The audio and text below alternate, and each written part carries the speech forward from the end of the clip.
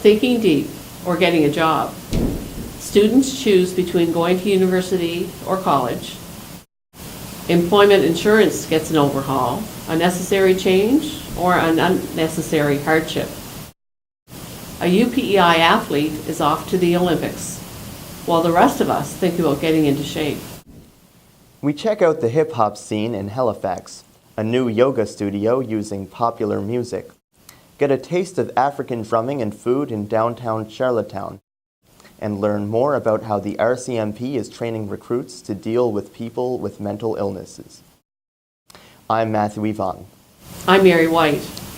These stories and more coming up on the Holland College Surveyor Webcast.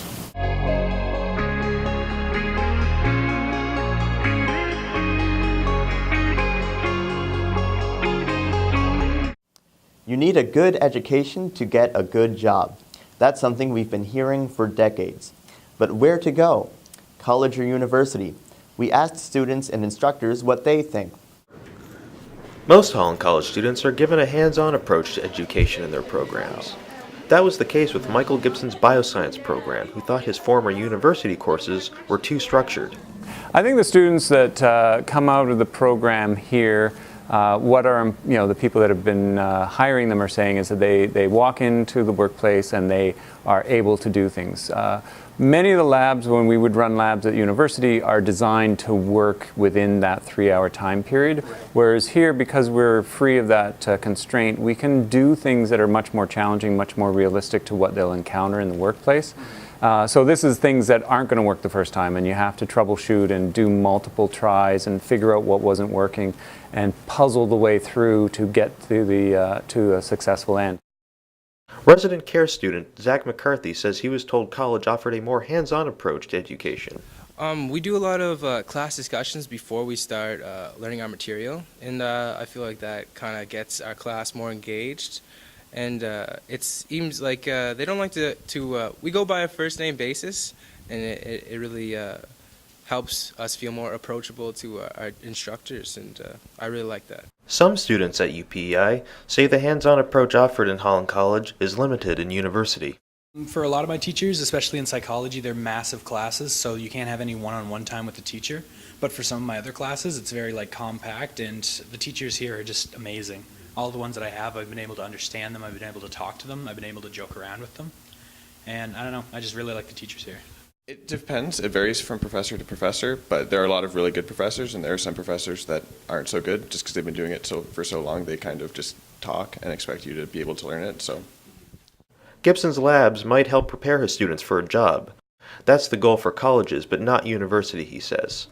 No, I think the colleges have always been focused on training people for particular, giving them the skill set for particular jobs. So I think that's always been the role of colleges, and I think Holland College is a good example of where that's done very well.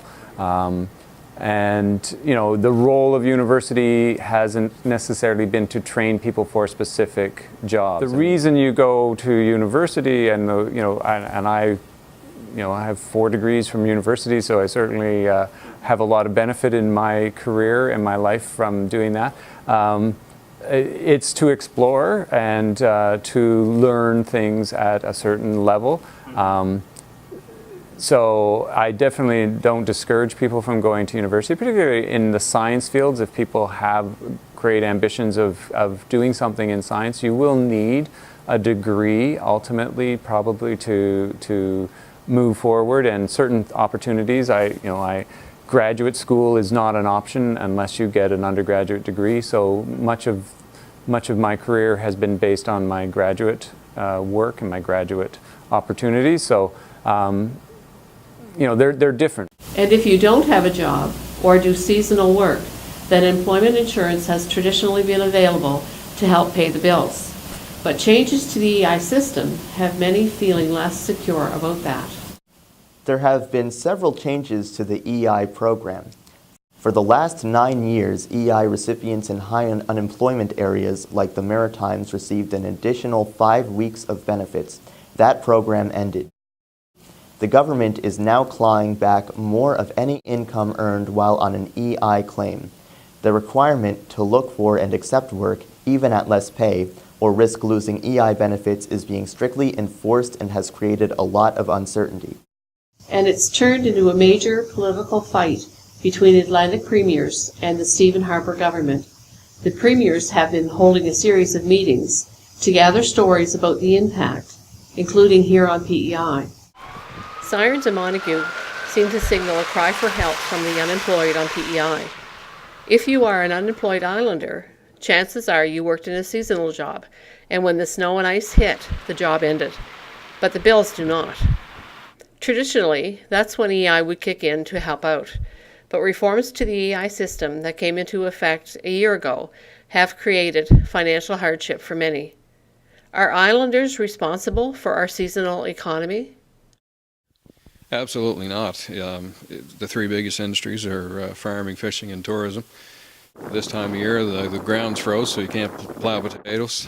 The water's froze, so you can't fish, and the tourists are in Florida. So that's no one's fault on PEI. That's just the way the good Lord made Prince Edward Island. And Atlantic premiers hosted a series of meetings to gauge the impact of EI changes. One meeting was held in mid-January at the Cavendish Farms Wellness Centre in Montague. Laurie McKay is president of CUPE PEI and is also a member of the PEI Coalition for Fair EI. What is the most common complaint you've heard from people? I think the biggest complaint is uncertainty and fear and just confusion. EI is a tough system to get through before these changes happened, and not a whole lot of people are talking about it. Because they're afraid of what people will think of them, or they're afraid? Well, certainly, the whole idea around the EI system, there's a feeling out there, and it even came as part of their changes and validating why they need to change the system is that people are lazy and don't want to work. Well, that's not the case. We've heard that, and people are offended by that. So the panel of Atlantic premiers organized these meetings to get feedback by Canadians affected by the changes in EI. Ian McPherson is a member of the panel and chairman of Monday's meeting. And these meetings have been happening all across the Atlantic provinces? Yes, that's correct. It was up to the individual provinces in terms of how many meetings they would hold and at what locations and whatever. But we thought PEI would be best covered with 4 meetings, and that seems to work. What impresses you most about the people you've have talked to? Well, certainly it's their sincerity and how some of these things have impacted them at a personal level. People want to work, and people want to provide for their families. They don't want to go on EI. Their choice would not to be not going on EI, but at the end of the day, that's what some of these opportunities, and so these are the kind of the impacts that we're hearing. So the timeline for final report? I would have to check my notes, but I think it's pretty tight within the month. And Mary, while you were at the meeting in Montague, people talked about the impact EI changes had on their lives. What did you hear? Well, one big thing was they could not be recorded, and people were afraid of retaliation. Whether or not that's a legitimate concern, it's hard to know. It certainly shows how vulnerable these people feel. So what did you hear?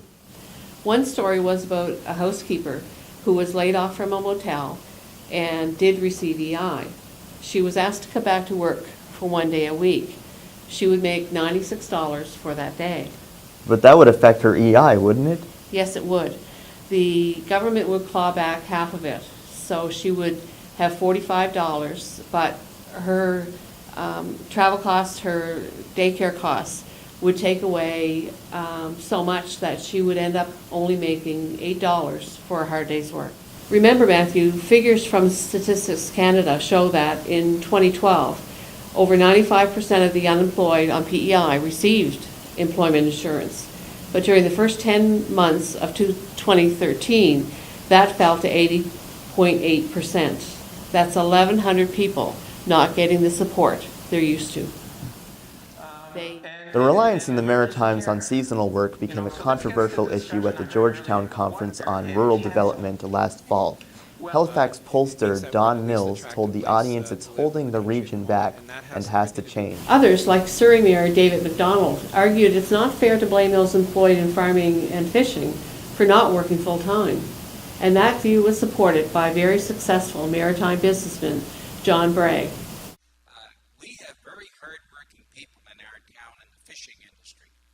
The best you can make PEI today is 5 months' work in the fishery. Now, if you're lucky enough to be the fisherman, you might earn enough money to make a living. But if we use the term clerk for an assistant here in PEI, you can't. And if you don't have UI to survive on the rest of the year, you don't survive. Some of the best satisfaction in my early days, we had seasonal jobs in a factory in Oxford, Nova Scotia. And I'm not trying to play the gender game here, but I saw a lot of women return to the workforce. Their kids had moved to high school. There was an opportunity for them to get seasonal work in our factory and to be able to draw unemployment as a result of that. And the standard of living in those rural areas around Oxford went like that. And people had new stoves, and new refrigerators, and new cars. And I took great satisfaction. You could call it, Mr. Stanfield got defeated for suggesting we have a guaranteed income in this country back years ago. So this was a form of guaranteed income, but I took great satisfaction in improving the lot of those households, and it was through the unemployment insurance and seasonal work. So I'm not embarrassed about that. And John Bragg isn't the only employer worried about the EI reforms. The manager of the new Glasgow Lobster Suppers says his business would be hurt if skilled, experienced workers are forced into other jobs. The changes are raising concerns, and a lot of it is just because of the uncertainty of whether or not people, the EI system really only allows people to get through the winter. It's not a program where people are getting rich off of it, but it has worked well enough for certain individuals within that sector that they're able to get through the winter with enough earnings that they're able to stay at that job. And like I'll take for instance, the lady who makes our pies has been with us since 1976.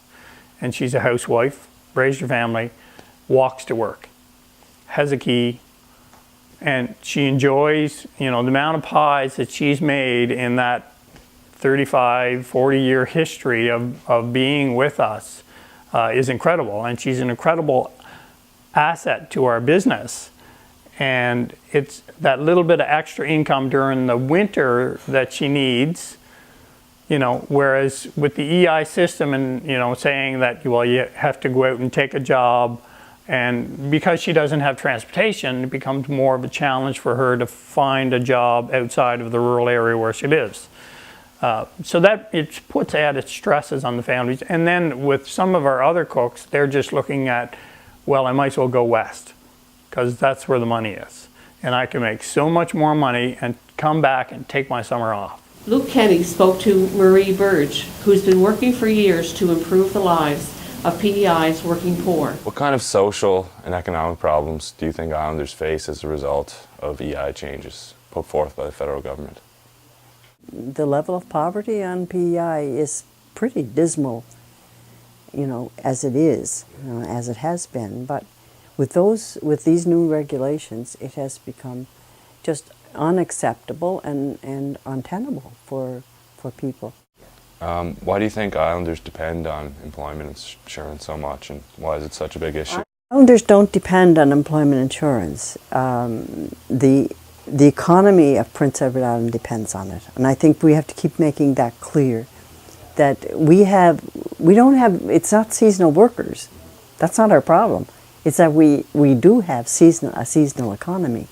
We need to have solid economic development that's based in the community and that's local and that has a lot of cultural connections with the people and the island.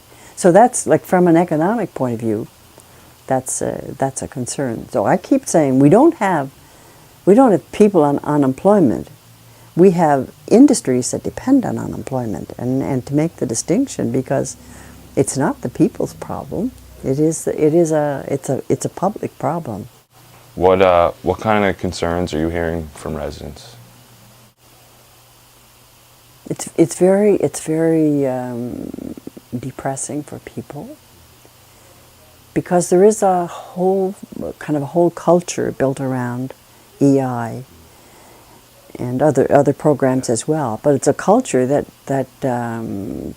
makes a victim out of those who have to use the system, and people feel that. People feel that they, like what we found as we went around.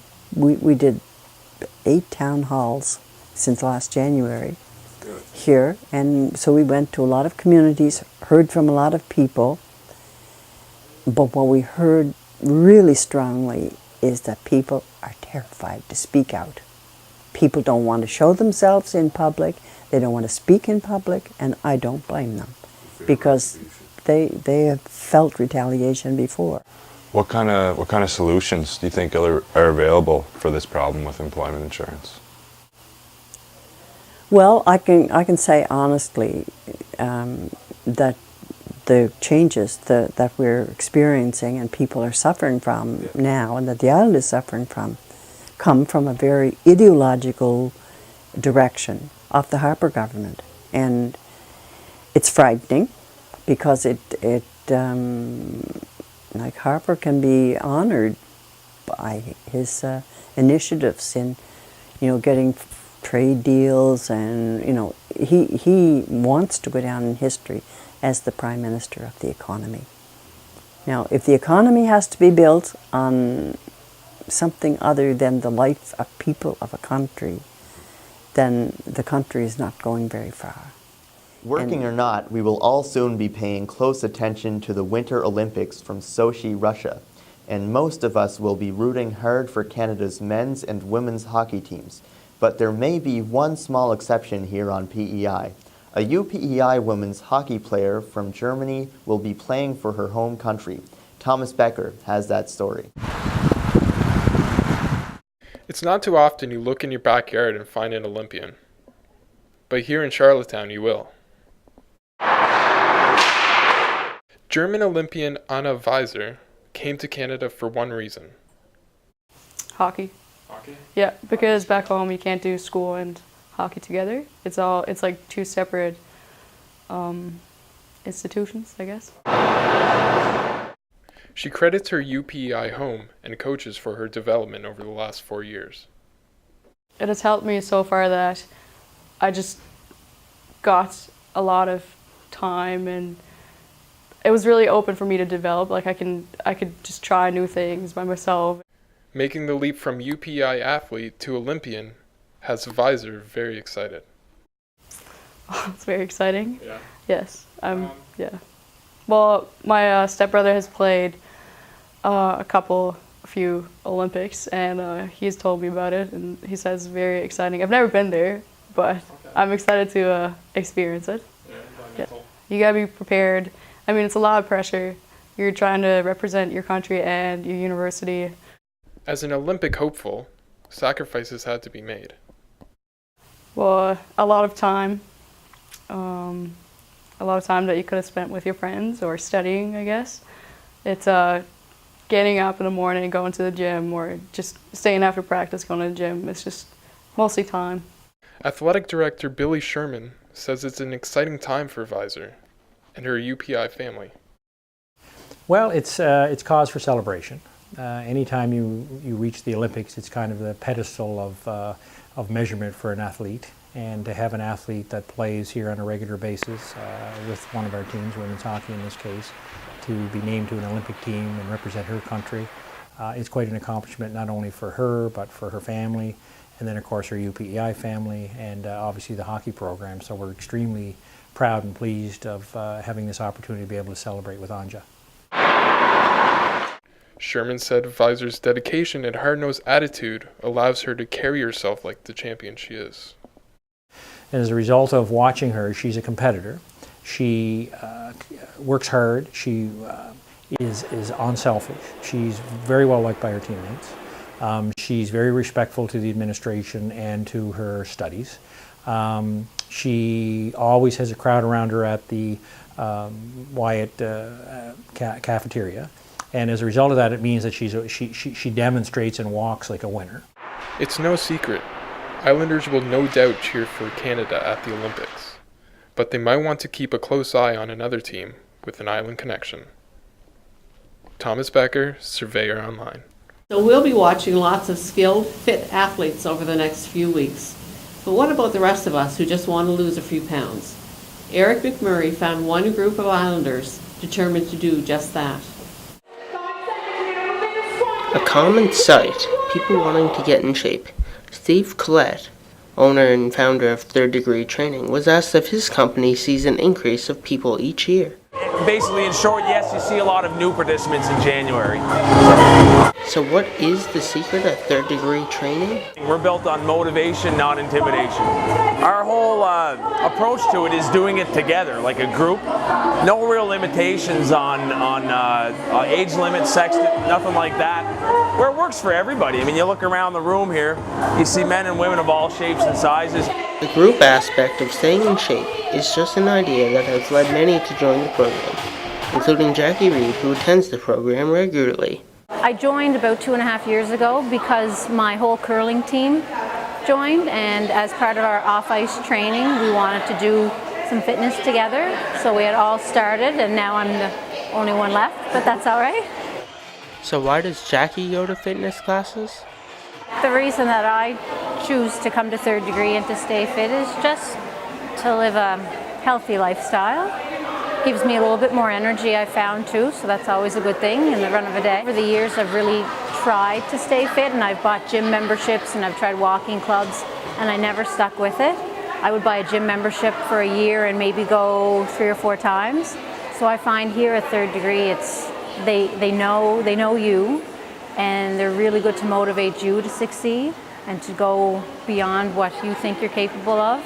And they really hold you accountable. Like if you don't show up here for a couple of classes, they're like, hey, where are you? So it's just more accountable this way, I find. So how do the staff of Third Degree Training keep people accountable to their routines? How do they motivate the members who attend classes? Well, we don't really tell them anything, we show them. I mean, we lead by example. The hardest part is walking through the door for the first time. And while getting or staying fit may not necessarily be a New Year's resolution, people are bound to continue on the track to a healthier lifestyle. And if hard workouts isn't your thing, what about yoga? A Charlottetown yoga instructor is using popular music to try to ease more people into the practice. Jocelyn Claiborne has that story. Here at Sanctuary Yoga and Massage, this is what you'll be hearing. It's all part of a new multimedia yoga experience put on by Brenda Sanders. And this month, you've guessed it, Bob Marley. We're going to have visuals through projection slideshow and media. We're going to have obviously the sounds of Bob Marley, and I'm going to have black lights and lasers. A lot of people have signed up. A lot of people have reserved their spaces. It's going to be a full event. I expect it to fully sell out, which is really exciting and fun. When Sanders came to PEI, she noticed there was a stigma around yoga. They associate yoga with all these fancy pretzel poses that turn a person inside out, and a lot of people are intimidated by that. But with unique events, she's managed to bring a whole new audience to the mat. I have people signing up from the ages of 14 to late 60s. I think Bob Marley's appealing to a wide demographic. A lot of men in particular are a little intimidated by yoga, I found here since I've moved back here to the island. And I think putting some rock and roll into the studio kind of makes it a little less intimidating, and maybe even if they don't like the yoga, they'll at least like the music. Though the studio will be filled for the Marley event, it isn't your only chance to try a multimedia yoga experience. I'm trying it monthly for now. I'm open to suggestions, whatever people want to listen to, whatever they think is fun. I was thinking of doing solo stuff of the Beatles for the next one for February. All You Need Is Love.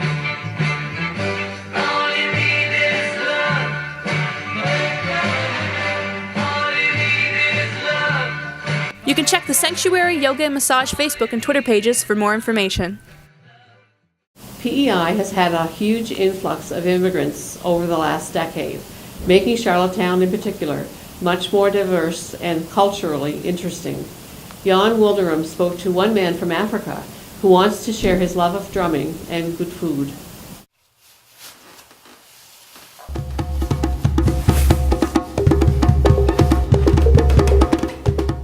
See myself as an African born in Africa, interacting with all kinds of instruments traditionally, coming into Europe, realizing all kinds of different sound of music from different traditions and cultures and instruments they use, and see North America and see Asia, we're compiling sound. I come see that we all speak in one language.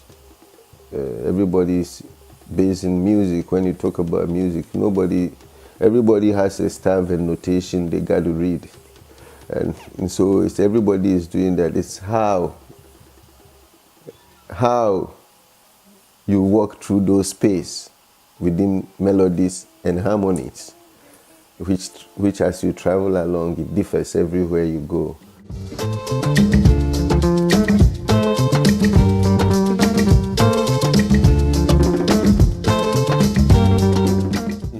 African music, we have a particular dance. I've been to like 2 clubs like Jack Cameron, like Holland dance. The way they are dancing is like a little bit different. But if they bring the African music down, oh my God, it will be more interesting. So I'll be able to dance the way I used to dance in Africa. You know, we have different type of dance, along with hip hop music, along with any music in Africa. So I would love that, and I'll be able to dance. Yeah, it will be okay. I like that. The space is not mainly for the youth, it's space for the public out there, but there's going to be a lot of, due to what's going on in this space here, I think I can foresee a lot of activities that's going to be going on here that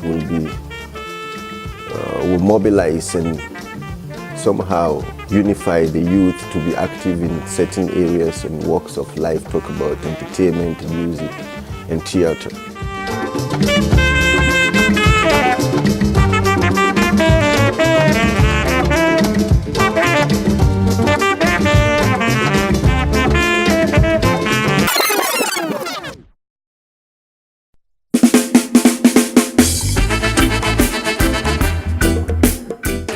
We see a lot of healthy way of living, which I have lived that way myself since I walked out of my mother's kitchen.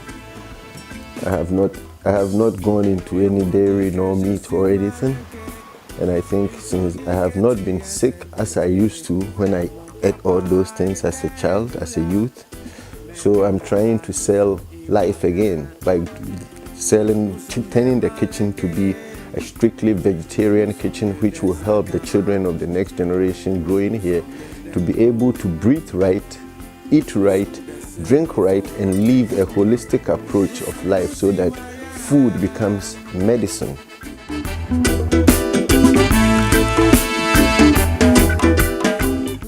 So at this time here, and when you look into the world we live in, even if you go vegetarian, there are a lot of vegetarian dishes from Africa, vegetarian dishes from Asia, vegetarian dishes from North America that we're just going to compile all together. So it doesn't become more of African or Caribbean, or it's just a global food, the global tradition we live in, and we have to serve the global food, the food in more, but based on its holistic approach.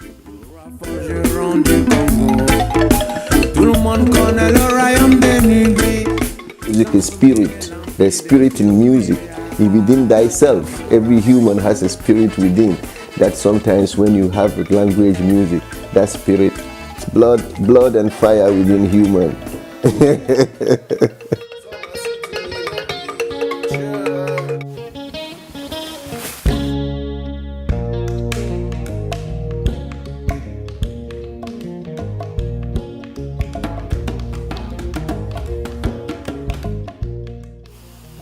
See, I used to have a place here that when got burnt, and the challenges I face right now trying to start this knowing what that store did in a beautiful place like this, and starting this again, I think if truly there is love within our hearts, it should prevail.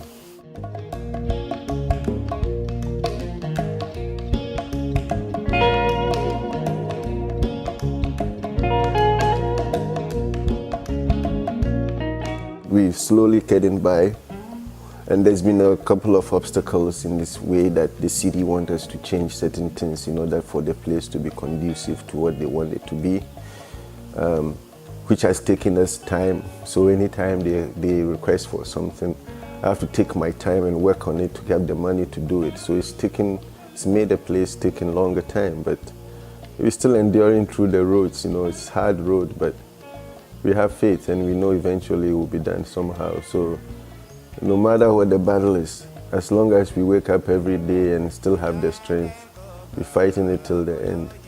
It's life. You have to endure through the stages, and if you don't, what are you gonna do?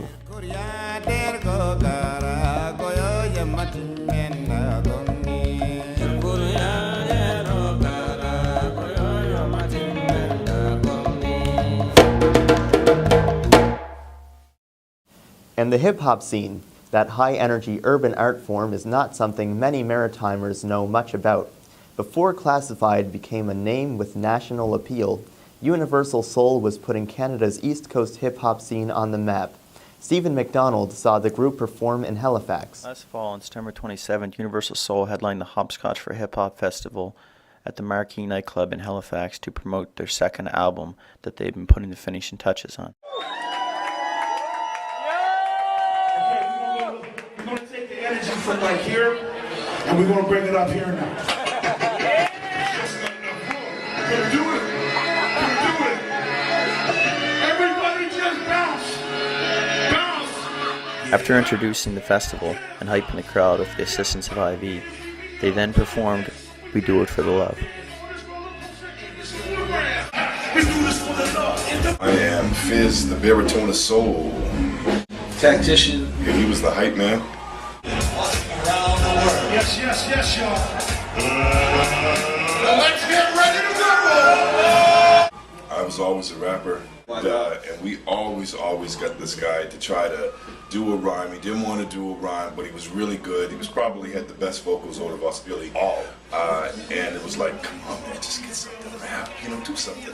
And then finally, he came out, and it was a shock. It was like, oh my God, this guy's bad. So we put him on, and but we've been friends forever. Finley, aka Fizz, aka the baritone of soul, talks about his relationship with Tactician, and we see their chemistry on stage.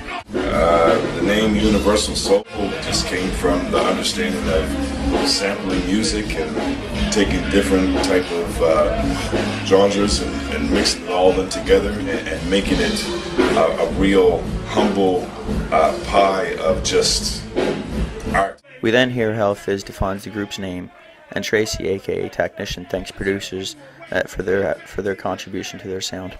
Big shout out to Agile too, who did some production for the album from Brass Mountain. What else should I say? Oh, Mike, this guy Mike Hastings, man, Schmirk, man. This guy produced a few tracks off the album. He's crazy, young in, but he's a genius. Agile from Jurassic 5, another big shout. Then we talk about one of their biggest hits and how they had no faith in it catching on as it was old music, but it brought them to the forefront of Canadian music and entertainment in 2004 when they had 2 nominations at the Much Music Video Awards, including the People's Choice Award. Fizz attributes this to the making music that appeals to all people. Way back. I said way back in the day. It was the most fortunate thing that could ever happen to our group. It put us on the map. We had the opportunity to go to the Much Music Video Awards and be nominated for not 1 but 2 awards. So it was a huge look. It was the people's choice. We ended up being media darlings. CBC loved us. It caught on wildfire. It it just caught on. You know, we were not in control of our success, and we blew up. Fizz touches on the new album before reinforcing how their music has universal appeal and doesn't succumb to the negative stereotypes of rap music. And I think that we grew from it. So coming back for this album, we know what didn't work, we know what will work, and we know how we're going to move ahead. So how far into the new album are you? The beauty of it is it's done. There's just a couple of tracks that have to be mastered. Everybody, I truly believe that the music that we do, even if you don't like hip hop music, you will enjoy Universal Soul, and that's just the kind of guideline that we try to establish with people, with listeners, with just people that are interested in listening to music. It's an art form. You know, just because it's hip hop, it doesn't necessarily mean that it comes with all of those, you know, negative connotations, you know, about the music. So we can be ourselves. And have fun, and allow people to have fun as you're watching us. Hopefully the whole thing is infectious. That was kind of like the bonus, you know. It was kind of like walking to work every day, you know, headphones in my ear, catching the bus. It was the ideal of the whole struggle, you know. It doesn't matter what money I make, I'm doing music, love of it. It's clear to see that they still perform for the love they receive from their fans. This has been Stephen McDonald reporting for the Surveyor Online.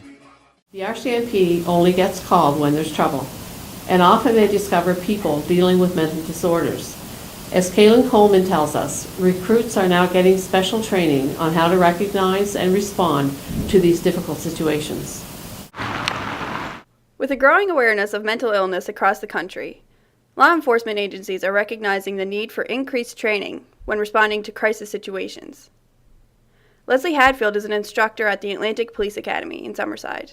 She's introduced specialized training for cadets who have to face crisis situations in the line of duty. I have 40 hours is what I usually spend on mental health training, in class, lectures, videos, as well as scenarios. I developed the curriculum myself from what I thought was important and from officers in the field what is important. Hadfield's training focuses on changing the officers' views of mental illness. When I first came to the academy, one of the things that I did notice was that police in the field have a stigma against mental illness. Okay, I don't know if it's a fear or just a predisposed feeling of negativity towards mental illness. And in the past, all they've had to train was use of force. They didn't have strong communication skills or understanding of mental illness. So I found that when I give them the information, they still didn't get it. They still didn't have an attitude change. They still had this fear. Through her extensive training, cadets grow a better appreciation of what it's like to live with mental illness. So my intention was to change their attitude so that they didn't fear it, give them the information so they understood it, and changing that attitude so they didn't fear it, and they had some empathy for these people so that they didn't feel they had to control them. What you don't understand, you often fear. Learning about mental illness hasn't always been a priority for law enforcement. Andrew Blackadar of the RCMP says training was minimal when he was a cadet. When I was there 25 years ago, we got very limited training with respect to mental health. We did get more cross-cultural education. We learned how to deal with people, but not necessarily the behaviors that they were exhibiting. A 2008 study indicated RCMP cadets received only 4 hours of training dedicated to mental health awareness. However, Blackadar says these days, Island RCMP routinely take part in information sessions that help them identify when people are in a mental health crisis. The first thing that we do is we recognize that it's mental illness, if that's the case. So just identifying it is something that we've come leaps and bounds in the last 5 or 10 years with respect to policing. RCMP rely on experts from outside the agency to assist officers dispatched to known mental illness calls. We have crisis negotiators that respond with them. They get a different level of mental health training, but we also do take psychiatrists with us and other mental health professionals who can actually help us determine the behaviors that are being exhibited by the individual when we deal with them. At the Atlantic Police Academy, Hadfield says this kind of training is important because officers are the ones responding to calls for help. When you communicate with somebody who's psychotic or in a mental health break of any type, it takes specialized training. One of the ways cadets gain a better understanding of mental illness is through an auditory simulation exercise. It mimics what it's like for people who hear voices because of their illness. Hadfield says the experience is a real eye-opener for cadets. It was something that every officer should have to experience. They had no idea how difficult it was to communicate. They said that it was very empowering, and they couldn't believe how their whole body chemistry changed. They became upset, frustrated, and it bothered them for some time after. As training increases, so too does awareness about mental health, offering officers and cadets a better understanding of the people they deal with on a day-to-day basis. Police officers are understanding it a little more. They are getting more training. They're getting more awareness when it comes to mental health. So it's changing the mindset and the attitudes towards what they're dealing with and realizing they're people with problems, not problem people. For the Surveyor Online, I'm Kaylin Coleman. Thanks to all the people who spoke to us this week. I'm Matthew Evong. And thank you for watching the Holland College Surveyor Webcast. I'm Mary White.